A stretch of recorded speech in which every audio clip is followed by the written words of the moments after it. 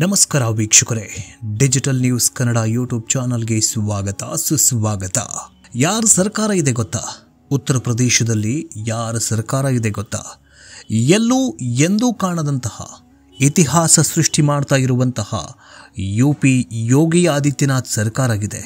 ಹೌದು, fire brand Yogi Adityanath bulldozer Baba ಸರ್ಕಾರ ಎಂಥ ಆದೇಶವನ್ನು ಹೊರಡಿಸಿದೆ ಗೊತ್ತಾ? ಐ ಲವ್ ಮೊಹಮ್ಮದ್ ಪ್ರತಿಭಟನೆಯ ಮೌಲಿ ವಿರುದ್ಧ ಯೋಗಿ ಆದಿತ್ಯನಾಥ್ ಬುಲ್ಡೋಸರ್ ನುಗ್ಗಿಸಿ ಮನೆಯನ್ನು ಧ್ವಂಸ ಮಾಡಿದ್ದಾರೆ. ಇಂತಹ ಫೈರ್ ಬ್ರ್ಯಾಂಡ್ ನಮ್ಮ ರಾಜ್ಯಕ್ಕೂ ಬೇಕೋ ಬೇಡವೋ? ಬೇಕು ತಾನೆ? ಹಾಗಾದರೆ ಜೈ ಯೋಗಿ ಅಂತ ಕಮೆಂಟ್ ಮಾಡಿ. ಹಾಗಾದರೆ ಏನಿದು ಲವ್ ಯು ಮೊಹಮ್ಮದ್? ಏನಿದು ಪೋಸ್ಟರ್ ವಾರ್? ಯಾಕೆ ಮೌಲ್ವಿಯ ಮನೆಯನ್ನು ಧ್ವಂಸಗೊಳಿಸಿದ್ರು ಯೋಗಿ ಆದಿತ್ಯನಾಥ್? ಎಲ್ಲ ಪ್ರಶ್ನೆಗಳಿಗೆ ಉತ್ತರವನ್ನು ಇವತ್ತಿನ ಈ ವಿಡಿಯೋದಲ್ಲಿ ಸಂಪೂರ್ಣವಾಗಿ ಮಾಹಿತಿಯನ್ನು ಕೊಡ್ತೀವಿ. ಬನ್ನಿ ವಿಡಿಯೋವನ್ನು ಶುರು ಮಾಡೋಣ. ಯಾರ ಸರ್ಕಾರ ಇದೆ ಗೊತ್ತಾ? ಯೋಗಿ ವಾರ್ನಿಂಗ್ ಬೆನ್ನಲ್ಲೇ ಮೌಲಾನಾ ವಿರುದ್ಧ ಬುಲ್ಡೋಸರ್ ಘರ್ಜಿಸ್ತಾಗಿದೆ. ಐ ಲವ್ ಮೊಹಮ್ಮದ್ ಪ್ರತಿಭಟನೆಗೆ ಪ್ರಚೋದನೆ, ಬೆಂಬಲ ನೀಡಿದ ಆರೋಪ ಎದುರಿಸ್ತಾ ಇರುವ ಮೌಲಾನಾ ಮೊನ್ಸೀನ್ ರಾಜ ಅಕ್ರಮ ಕಟ್ಟಡಗಳು ಧ್ವಂಸಗೊಂಡಿವೆ, ನೆಲಸಮವಾಗಿವೆ. ಹೌದು, ಭಾರತದಲ್ಲಿ ಇತ್ತೀಚೆಗೆ ಐ ಲವ್ ಮೊಹಮ್ಮದ್ ಭಾರಿ ಟ್ರೆಂಡ್ ಆಗ್ತಾ ಇತ್ತು. ಈ ಟ್ರೆಂಡ್ ಏನು ಎತ್ತ ಅಂತ ತಿಳಿದುಕೊಳ್ಳೋ ಮುಂಚೆಯೇ ಅಭಿಯಾನ ಶುರು ಮಾಡಲಾಗಿತ್ತು. ಸೆಪ್ಟೆಂಬರ್ 26ರಂದು ಉತ್ತರ ಪ್ರದೇಶದ ಬರೇಲಿಯಲ್ಲಿ ಐ ಲವ್ ಮೊಹಮ್ಮದ್ ಪ್ರತಿಭಟನೆ ಕಾವು ಪಡೆದುಕೊಳ್ಳುತ್ತೆ. ಪ್ಲಕಾರ್ಡ್ ಹಿಡಿದು ಕಲ್ಲು ತೂರಾಟ, ಹಿಂಸಾಚಾರ ನಡೆಸಿದ್ರು. ಹಲವಾರು ಪೊಲೀಸರು ಕೂಡ ಗಾಯಗೊಳ್ಳುತ್ತಾರೆ. ಸಾರ್ವಜನಿಕರ ಆಸ್ತಿ ಪಾಸ್ತಿ ಸುಟ್ಟು ನಾಶವಾಗುತ್ತೆ. ಏಕಾಏಕಿ ಪ್ರತಿಭಟನೆ ಹಿಂಸಾತ್ಮಕ ರೂಪ ಪಡೆದುಕೊಳ್ಳುತ್ತೆ. ಈ ಪ್ರತಿಭಟನೆಗೆ ಪ್ರಚೋದನೆ ನೀಡಿದ, ಬೆಂಬಲಿಸಿದ ಅಲಾ ಹಜ್ರತ್ ದರ್ಗಾ ಮೌಲಾನಾ ಮೊನ್ಸೀನ್ ರಾಜನನ್ನ ಪೊಲೀಸರು ಬಂಧಿಸುತ್ತಾರೆ. ಈ ಪ್ರತಿಭಟನೆ ಬೆನ್ನಲ್ಲೇ ಉತ್ತರ ಪ್ರದೇಶದ ಮುಖ್ಯಮಂತ್ರಿ ಹಿಂದೂ ಫೈರ್ ಬ್ರ್ಯಾಂಡ್ ಬುಲ್ಡೋಸರ್ ಬಾಬಾ ಯೋಗಿ ಆದಿತ್ಯನಾಥ್ ಅಧಿಕಾರದಲ್ಲಿರುವುದು ಯಾರು ಅಂತ ಗೊತ್ತಿಲ್ಲ ಅನ್ಸುತ್ತೆ, ಅದಕ್ಕೆ ಗೊತ್ತು ಮಾಡ್ತೀನಿ. ಈ ಎಚ್ಚರಿಕೆ ಬೆನ್ನಲ್ಲೇ ಅರೆಸ್ಟ್ ಮಾಡಿರುವಂತಹ ಮೌಲಾನಾ ಮೊನ್ಸೀನ್ ಕಟ್ಟಡಗಳನ್ನು ಯುಪಿ ಬುಲ್ಡೋಸರ್ ಹಚ್ಚಿ ನೆಲಸಮ ಮಾಡಿ ಹಾಕಿದೆ. ಮೌಲಾನಾ ಮೊನ್ಸೀನ್ ಅಕ್ರಮ ಕಟ್ಟಡಗಳು, ಮನೆಗಳ ಮೇಲೆ ಬುಲ್ಡೋಸರ್ ನುಗ್ಗಿಸಲಾಗಿತ್ತು. ಕಟ್ಟಡಗಳು ಧ್ವಂಸಗೊಳಿಸಲಾಗಿತ್ತು. ಭಾರೀ ಸಂಖ್ಯೆಯಲ್ಲಿ ಪೊಲೀಸರ ನಿಯೋಜನೆ ಮಾಡಲಾಗಿತ್ತು. ಬಗಿ ಭದ್ರತೆಯಲ್ಲಿ ಯುಪಿ ಪೊಲೀಸರು ಬುಲ್ಡೋಸರ್ ನುಗ್ಗಿಸಿಯೇ ಬಿಟ್ಟಿದ್ರು. ಇನ್ನು ಭಾರತದಲ್ಲಿ ಏಕಾಏಕಿ ಐ ಲವ್ ಮೊಹಮ್ಮದ್ ಟ್ರೆಂಡ್ ಆಗ್ತಾಗಿದೆ. ಈಗ ಮೊನ್ನೆಯಷ್ಟೇ ಅಂದರೆ ನಿನ್ನೆ ಮತ್ತು ಇವತ್ತು ಕರ್ನಾಟಕಕ್ಕೂ ಕೂಡ ಲಗ್ಗೆ ಇಟ್ಟಿರುವಂತಹ ಈ ಐ ಲವ್ ಮೊಹಮ್ಮದ್ ಬೆಳಗಾವಿಯಲ್ಲಿ ಒಂದು ಉರುಸು ಸಂದರ್ಭದಲ್ಲಿ ಇಲ್ಲೂ ಕೂಡ ಐ ಲವ್ ಮೊಹಮ್ಮದ್ ಬೋರ್ಡ್ ರಾರಾಜಿಸ್ತಾಗಿತ್ತು. ಜೊತೆಗೆ ಕಲಬುರಗಿಯಲ್ಲೂ ಕೂಡ ಇಂತಹ ಬೋರ್ಡ್ಗಳು ಮತ್ತು ಇಂತಹ ಪ್ರತಿಭಟನೆಗಳು, ಅಭಿಯಾನಗಳು ಶುರುವಾಗಿದ್ವು. ಇನ್ನು ಎಲ್ಲರೂ ಕೂಡ ಈ ಐ ಲವ್ ಮೊಹಮ್ಮದ್ ಅಂತ ಪ್ಲಕಾರ್ಡ್ ಹಿಡಿದು ಪ್ರತಿಭಟನೆ ಮಾಡ್ತಾ ಇದ್ರು. ಎಲ್ಲಿ ಉತ್ತರ ಪ್ರದೇಶದಲ್ಲಿ ಈ ಪ್ರತಿಭಟನೆ ಕಾವು ಪಡೆದುಕೊಂಡ ಬೆನ್ನಲ್ಲೇ ಯೋಗಿ ಆದಿತ್ಯನಾಥ್ ಎಚ್ಚರಿಕೆ ನೀಡಿದ್ರು. ಹಿಂದೂ ಹಬ್ಬಗಳು, ಧಾರ್ಮಿಕ ಆಚರಣೆಗಳು ಬಂದಾಗ ಕಲ್ಲು ತೂರಾಟ, ಹಿಂಸಾಚಾರ ನಡೀತಾ ಇದೆ. ಕೆಲವರಿಗೆ ಉತ್ತರ ಪ್ರದೇಶ ಯಾರು ಅಧಿಕಾರದಲ್ಲಿದ್ದಾರೆ ಅನ್ನೋದೇ ಗೊತ್ತಿಲ್ವಾ? ಕೆಲವರಿಗೆ ಡೆಂಟಿಂಗ್ ಹಾಗೂ ಫೈಟಿಂಗ್ ಅಗತ್ಯ ಇದೆ, ಅವರಿಗೆ ನಾವು ಬುದ್ಧಿ ಕಲಿಸ್ತೀವಿ ಅಂತ ಯೋಗಿ ಆದಿತ್ಯನಾಥ್ ಅವರು ಹೇಳಿದರು. ಅದರಂತೆ ಕೆಲವರು ಇಡೀ ಸಮಾಜವನ್ನು ಆತಂಕದಲ್ಲಿಡೋದಕ್ಕೆ, ತಮ್ಮ ಗುರಿ ಸಾಧನೆಗೆ ಬಳಸಿಕೊಳ್ಳುವ ಪ್ರಯತ್ನ ಮಾಡ್ತಾ ಇದ್ದಾರೆ. ಸಮಾಜದಲ್ಲಿ ಅಂದರೆ ಈಗ ಶ್ರಾವಣ ಮಾಸ ಶುರುವಾಗಿದೆ, ಹಿಂದೂಗಳಿಗೆ ಇದು ಪವಿತ್ರ ಹಬ್ಬ. ಕೆಲವೊಂದಿಷ್ಟು ಹಬ್ಬಗಳು ಬರ್ತಾ ಇದ್ದಾವೆ. ದಸರಾ ಆಯಿತು, ಜೊತೆಗೆ ಇನ್ನು ಮುಂದೆ ದೀಪಾವಳಿ ಬರುತ್ತೆ. ಈ ಸಂದರ್ಭದಲ್ಲಿ ಇದೇ ಸಮಯ ಸಂದರ್ಭ ಅಂತ ನೋಡಿಕೊಂಡು ಕೆಲವೊಂದಿಷ್ಟು ಜನರು ಹುಚ್ಚು ಅಭಿಯಾನವನ್ನು ಮಾಡ್ತಾ ಇದ್ದಾರೆ. ಅದರ ಮೊದಲ ಭಾಗ ಅಂತಂದರೆ ಐ ಲವ್ ಮೊಹಮ್ಮದ್. ಇದನ್ನು ಜನರಿಗೆ ಅಂದರೆ ಹಿಂದೂಗಳಿಗೆ ಪ್ರವೋಕ್ ಮಾಡ್ದಂಗೆ ಆಗ್ತಾ ಇದೆ. ಹಿಂಸಾತ್ಮಕ ರೂಪ ಪಡೆದುಕೊಳ್ಳೋದು, ಕಲ್ಲು ತೂರಾಟ, ಪ್ರತಿಭಟನೆ ಇಂತಹವುಗಳನ್ನು ಮಾಡಿ ಹಿಂದೂಗಳನ್ನು ಬಡಿದಬ್ಬಿಸುವಂತಹ ಪ್ರಕ್ರಿಯೆ ಮಾಡ್ತಾ ಇದ್ದಾರೆ. ಇಂತಹದ್ಯಾವುದೇ ಏನೇ ನಡೆದರೂ ಕೂಡ ನಾವು ಮಾತ್ರ ಸುಮ್ಮನೆ ಇರೋದಿಲ್ಲ ಅಂತ ಹೇಳಿ ಮೌಲ್ವಿಯ ಒಂದು ಮನೆಯನ್ನು ಉತ್ತರ ಪ್ರದೇಶ ಸರ್ಕಾರ ಧ್ವಂಸಗೊಳಿಸಿದೆ. ಈ ಒಂದು ಅಭಿಯಾನ ಐ ಲವ್ ಮೊಹಮ್ಮದ್ ಅನ್ನುವಂತಹ ಅಭಿಯಾನ ಏನಿದೆಯಲ್ಲ, ಈ ಅಭಿಯಾನವನ್ನು ಇದೇ ಮೌಲ್ವಿ ಶುರು ಮಾಡಿದ್ರು. ಈ ಮೌಲ್ವಿ ಶುರು ಮಾಡಿದ ನಂತರ ಕೆಲವೊಂದಿಷ್ಟು ಜನರು ಅಂದರೆ ಈ ಮುಸ್ಲಿಂ ಬಾಂಧವರು, ಮುಸ್ಲಿಂ ಹುಡುಗರು ಈ ಅಭಿಯಾನ ಮಾಡುವಂಥ ಸಂದರ್ಭದಲ್ಲಿ ಅಥವಾ ಈ ಪ್ರತಿಭಟನೆ ಮಾಡುವಂಥ ಸಂದರ್ಭದಲ್ಲಿ ಕಲ್ಲು ತೂರಾಟ ಮಾಡ್ತಾರೆ, ಸಾರ್ವಜನಿಕರ ಆಸ್ತಿ ಪಾಸ್ತಿ ಹಾನಿ ಮಾಡ್ತಾರೆ, ಕಲ್ಲು ತೂರಿ ಬಸ್ಗಳಿಗೆ ಬೆಂಕಿ ಹಚ್ತಾರೆ. ಇವೆಲ್ಲವುಗಳನ್ನು ತಲೆಯಲ್ಲಿಟ್ಕೊಂಡು ಉತ್ತರ ಪ್ರದೇಶ ಸರ್ಕಾರ ಈ ಮೌಲ್ವಿಯ ಮನೆಯನ್ನೇ ಧ್ವಂಸಗೊಳಿಸಿದೆ.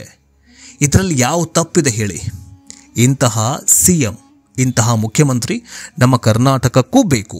ಹಿಂದೂ ಹಿಂದೂ ಹಿಂದೂ ಅಂತ ಬರೀ ಹಿಂದೂವಾಗಿಯೇ ಉಳ್ಕೊಳ್ಬಾರ್ದು.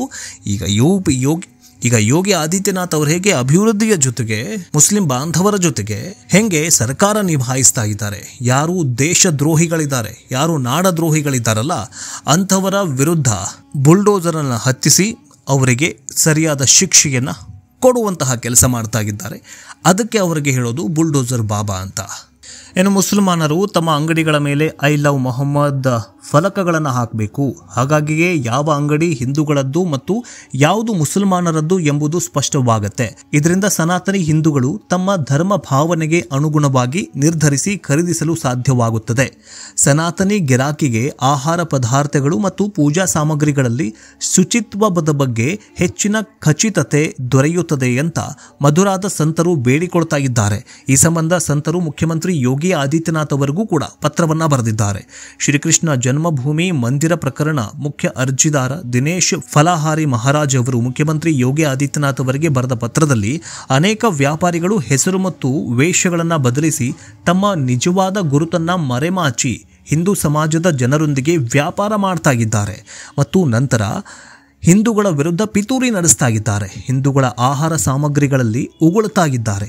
ಆದ್ದರಿಂದ ಮುಸಲ್ಮಾನರ ಪ್ರತಿಯೊಂದು ಅಂಗಡಿಯ ಮೇಲೆ ಐ ಲವ್ ಮೊಹಮ್ಮದ್ ಫಲಕವನ್ನು ಹಾಕಬೇಕು. ಜೊತೆಗೆ ಮುಸಲ್ಮಾನರು ಯಾರು, ಮುಸಲ್ಮಾನರ ಅಂಗಡಿಗಳು ಯಾವುದು, ಹಿಂದೂಗಳ ಅಂಗಡಿಗಳು ಯಾವುದು ಅನ್ನೋದು ಗೊತ್ತಾಗತ್ತೆ ಅನ್ನುವುದರ ಮೂಲಕ ಈ ಮಹಾರಾಜರು ಅಂದರೆ ಉತ್ತರ ಪ್ರದೇಶದಲ್ಲಿರುವಂತಹ ಕೆಲವೊಂದಿಷ್ಟು ಸ್ವಾಮೀಜಿಗಳು ಯುಪಿಯ ಮುಖ್ಯಮಂತ್ರಿ ಯೋಗಿ ಆದಿತ್ಯನಾಥ್ ಅವರಿಗೆ ಪತ್ರವನ್ನ ಬರೆದಿದ್ದಾರೆ. ಹಾಗಾದ್ರೆ ಈ ಐ ಲವ್ ಮೊಹಮ್ಮದ್ ಪೋಸ್ಟರ್ ವಿವಾದ ಹೇಗೆ ಆರಂಭವಾಯಿತು? ಈ ಒಂದು ತಿಂಗಳಲ್ಲಿ ಆರಂಭವಾಗಿರುವಂತಹ ಈ ಒಂದು ಅಭಿಯಾನ ಉತ್ತರ ಪ್ರದೇಶದ ಕಾನ್ಪುರದಲ್ಲಿ ಐ ಲವ್ ಕಾನ್ಪುರ್ ಪೋಸ್ಟರ್ಗಳನ್ನು ಹಾಕಲಾಗಿತ್ತು. ಇದರ ವಿರುದ್ಧ ಕಾನ್ಪುರದಲ್ಲಿ ಪೊಲೀಸರು ಎಫ್ಐಆರ್ ದಾಖಲಿಸಿಕೊಂಡಿದ್ರು. ಬಳಿಕ ಇದೇ ರೀತಿಯ ಪೋಸ್ಟರ್ಗಳನ್ನು ಉತ್ತರ ಪ್ರದೇಶದ ಬೇರೆ ಬೇರೆ ಜಿಲ್ಲೆಗಳು ಮತ್ತು ಪಕ್ಕದ ಉತ್ತರಾಖಂಡ್ ರಾಜ್ಯ, ಉತ್ತರದ ತೆಲಂಗಾಣ, ಮಹಾರಾಷ್ಟ್ರ ರಾಜ್ಯಗಳಲ್ಲೂ ಕೂಡ ಹಾಕಲಾಗಿತ್ತು. ಈ ವಿವಾದ ಆರಂಭವಾಗಿದ್ದು ಸೆಪ್ಟೆಂಬರ್ 4ರಂದು ಕಾನ್ಪುರದಲ್ಲಿ ನಡೆದ ಈದ್ ಇ ಮಿಲಾದ್ ಇನ್ ನಬ್ ಮೆರವಣಿಗೆ ವೇಳೆ. ಅಂದು ಸ್ಥಳೀಯ ಮುಸಲ್ಮಾನ್ ಯುವಕರು ಹಸಿರು ಬಣ್ಣದ ಬಾವುಟಗಳ ಜೊತೆಗೆ ಐ ಲವ್ ಮೊಹಮ್ಮದ್ ಪೋಸ್ಟರ್ಗಳನ್ನು ಹಿಡಿದು ಮೆರವಣಿಗೆಯಲ್ಲಿ ಭಾಗವಹಿಸಿದ್ರು. ಸಂಜೆ ವೇಳೆಗೆ ಐ ಲವ್ ಮೊಹಮ್ಮದ್ ಬ್ಯಾನರ್ಗಳು ಕಾನ್ಪುರದ ಪ್ರಮುಖ ಟ್ರಾಫಿಕ್ ಜಂಕ್ಷನ್ಗಳಲ್ಲಿ ಪ್ರತ್ಯಕ್ಷವಾಗಿದ್ವು. ಕಾನ್ಪುರದ ಬೀಕಾನ್ಗಂಜ್ ಮತ್ತು ಅನ್ವರ್ಗಂಜ್ನ ಅಂಗಡಿ ಮುಂಗಟ್ಟುಗಳ ಮುಂದೆಯೂ ಐ ಲವ್ ಮೊಹಮ್ಮದ್ ಪೋಸ್ಟರ್ಗಳು ಕಾಣಿಸ್ಕೊಳ್ಳೋದಕ್ಕೆ ಶುರುವಾಗುತ್ತೆ. ಇದರ ಉದ್ದೇಶ ಸಂಪೂರ್ಣವಾಗಿ ಆಧ್ಯಾತ್ಮಿಕ ಮತ್ತು ಧಾರ್ಮಿಕ ಉದ್ದೇಶ ಮಾತ್ರ ಆಗಿತ್ತು ಅಂತ ಸ್ಥಳೀಯ ಮುಸಲ್ಮಾನರು ಹೇಳ್ತಾ ಇದ್ರು. ಅದೇ ಇದಕ್ಕೆ ಕಾನ್ಪುರದ ಸ್ಥಳೀಯರು ಹಿಂದೂ ಸಮುದಾಯದ ಯುವಕರು ಆಕ್ಷೇಪವನ್ನ ವ್ಯಕ್ತಪಡಿಸ್ತಾರೆ. ಹೊಸ ಸಂಪ್ರದಾಯವನ್ನ ಮುಸ್ಲಿಮರು ಪ್ರಾರಂಭ ಮಾಡ್ತಾ ಇದ್ದಾರೆ, ಇದು ಸರಿಯಲ್ಲ ಅನ್ನೋದು ಹಿಂದೂ ಯುವಕರ ಆಕ್ಷೇಪವಾಗಿತ್ತು. ಅದೇ ಸಮಸ್ಯೆ ಶುರುವಾಗಿದ್ದು ಯಾವಾಗ ಅಂದ್ರೆ ಸ್ಥಳೀಯ ಪೊಲೀಸರು ಸಾರ್ವಜನಿಕ ಸ್ಥಳಗಳಲ್ಲಿ ಅನುಮತಿ ಪಡೆಯದೆ ಈ ಬ್ಯಾನರ್ ಪೋಸ್ಟರ್ಗಳನ್ನು ಹಾಕಲಾಗಿದೆ ಅಂತ ಪೋಸ್ಟರ್ ಬ್ಯಾನರ್ಗಳನ್ನು ತೆಗೆದು ಹಾಕಿದ್ರು. ಹಗಲಿನಲ್ಲಿ ಸೋಷಿಯಲ್ ಮೀಡಿಯಾದಲ್ಲಿ ಇದರ ಬಗ್ಗೆ ಚರ್ಚೆ ಕೂಡ ಶುರುವಾಗುತ್ತೆ. ರಾತ್ರಿ ಆಗ್ತಾ ಇದ್ದಂತೆ ಮುಸ್ಲಿಂ ಸಮುದಾಯದ ಯುವಕರು ಬೀದಿಗಿಳಿದು ಈ ಬ್ಯಾನರ್ ಪೋಸ್ಟರ್ಗಳನ್ನು ಮತ್ತೆ ಹಾಕಬೇಕು ಅಂತ ಪಟ್ಟು ಹಿಡಿದ್ರು. ಪೊಲೀಸರು ಲಘು ಲಾಠಿ ಪ್ರಹಾರವನ್ನು ನಡೆಸಿ ಜನರನ್ನು ಚದುರಿಸ್ತಾರೆ. 10 ಮಂದಿಯನ್ನ ವಶಕ್ಕೂ ಕೂಡ ಪಡಿತಾರೆ. ಬಳಿಕ ಇದೇ ವಿವಾದ ಉತ್ತರ ಪ್ರದೇಶದ ಬೇರೆ ಜಿಲ್ಲೆಗಳಿಗೂ ಕೂಡ ವಿಸ್ತರಣೆಯಾಗತ್ತೆ. ಬೇರೆಲ್ಲೂ ದೊಡ್ಡ ಐ ಲವ್ ಮೊಹಮ್ಮದ್ ಪೋಸ್ಟರ್ಗಳನ್ನು ಹಾಕುವುದನ್ನು ಪೊಲೀಸರು ತಡೀತಾರೆ. ತಕ್ಷಣವೇ ಮುಸ್ಲಿಂ ಸಮುದಾಯದ ಯುವಕರು ಪ್ರತಿಭಟನೆಗೆ ಮುಂದಾಗಿದ್ರು. ಬಳಿಕ ಪ್ರತಿಭಟನೆ ಹಿಂಪಡೆದುಕೊಳ್ತಾರೆ. ಇನ್ನು ಕೋಮು ಸೂಕ್ಷ್ಮ ಸಂಭಾಲ್ ಜಿಲ್ಲೆಯಲ್ಲಿ ಗೋಡೆಗಳ ಮೇಲೆ ಐ ಲವ್ ಮೊಹಮ್ಮದ್ ಘೋಷಣೆಯನ್ನ ಬರೆಯಲಾಗಿತ್ತು.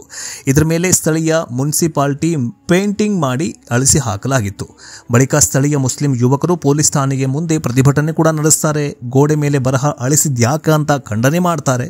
ಇದಾದ ಬಳಿಕ ಸೆಪ್ಟೆಂಬರ್ 9ರಂದು ಕಾನ್ಪುರ ಪೊಲೀಸರು I love Mohammad poster banner ಹಾಕಿದ್ದಕ್ಕಾಗಿ 24 ಜನರ ವಿರುದ್ಧ ಕೇಸ್ ಜಡಿತಾರೆ. ಕೋಮು ಸೌಹಾರ್ದತೆಯನ್ನ ಕದಡಿದ ಆರೋಪದ ಅಡಿಯಲ್ಲಿ ಕೇಸ್ ದಾಖಲು ಮಾಡ್ತಾರೆ. ಇದಾದ ಬಳಿಕ ಹೈದರಾಬಾದ್ ಸಂಸದ ಅಸಾದುದ್ದೀನ್ ಓವೈಸಿ ಐ ಲವ್ ಮೊಹಮ್ಮದ್ ಅಂತ ಹೇಳುವುದು ಅಪರಾಧ ಅಲ್ಲ ಅಂತ ತಮ್ಮ ಸೋಷಿಯಲ್ ಮೀಡಿಯಾದ ಖಾತೆಯಲ್ಲಿ ಪೋಸ್ಟ್ ಮಾಡಿದ್ದರಿಂದ ಇಡೀ ದೇಶದ ಗಮನವನ್ನು ಸೆಳೀತಾರೆ.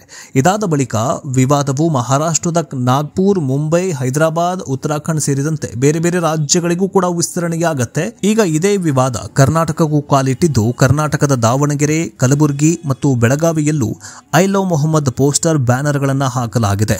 ಇದೇ ಈಗ ಕಳೆದ ರಾತ್ರಿ ಕಲ್ಲು ತೂರಾಟ, ಗಲಾಟೆ, ಲಾಠಿ ಚಾರ್ಜ್ಗೂ ಕೂಡ ಕಾರಣವಾಗಿದೆ. ಇನ್ನು ಐ ಲವ್ ಮೊಹಮ್ಮದ್ ಪೋಸ್ಟರ್ ಬ್ಯಾನರ್ಗೆ ಪ್ರತಿಯಾಗಿ ಹಿಂದೂಗಳು ಕೂಡ ಸೋಷಿಯಲ್ ಮೀಡಿಯಾದಲ್ಲಿ I love Mahadev, I love Rama ಅಂತ ಪೋಸ್ಟರ್ಗಳನ್ನು ಹಾಕ್ತಾ ಇದ್ದಾರೆ. ಇದು ಸೋಷಿಯಲ್ ಮೀಡಿಯಾದಲ್ಲಿ ಧಾರ್ಮಿಕ ಪೋಸ್ಟರ್ಗಳ ವಾರ್ಗೆ ಕಾರಣವಾಗಿದೆ. ಆದರೆ ಈಗ ಸೋಷಿಯಲ್ ಮೀಡಿಯಾಗೆ ಸೀಮಿತವಾಗದೆ ರಸ್ತೆಗಳಿಗೂ ಕೂಡ ವಿವಾದ ವಿಸ್ತರಿಸಿದೆ. ಈ ವಿವಾದದ ಬಗ್ಗೆ ನಿಮಗೇನನ್ಸುತ್ತೆ? ಇವರು ಈ ಐ ಲವ್ ಮೊಹಮ್ಮದ್ ಪೋಸ್ಟರ್ ಹಾಕಿದ್ದು ಎಷ್ಟರ ಮಟ್ಟಿಗೆ ಸರಿ, ಎಷ್ಟರ ಮಟ್ಟಿಗೆ ಸುಳ್ಳು? ಯಾರು ಕೋಮು ಸೌಹಾರ್ದವನ್ನ ಕದಡ್ತಾ ಇದ್ದಾರೋ ಅವರ ವಿರುದ್ಧ ಯೋಗಿ ಆದಿತ್ಯನಾಥ್ ಅವರು ಏನು ಕ್ರಮ ಕೈಗೊಳ್ತಾ ಇದ್ದಾರಲ್ಲ, ಬುಲ್ಡೋಸರ್ಗಳನ್ನು ಹತ್ತಿಸಿ ಮನೆಗಳನ್ನು ಧ್ವಂಸ ಮಾಡ್ತಾ ಇದ್ದಾರಲ್ಲ, ಈ ಯೋಗಿ ಆದಿತ್ಯನಾಥ್ ಬಗ್ಗೆ ನಿಮಗೇನನ್ಸುತ್ತೆ? ಕಮೆಂಟ್ ಮೂಲಕ ತಿಳಿಸಿ. ನೆಕ್ಸ್ಟ್ ಎಪಿಸೋಡ್ನೊಂದಿಗೆ ಮತ್ತೆ ಭೇಟಿಯಾಗೋಣ. ಜೈ ಹಿಂದ್, ಜೈ ಕರ್ನಾಟಕ.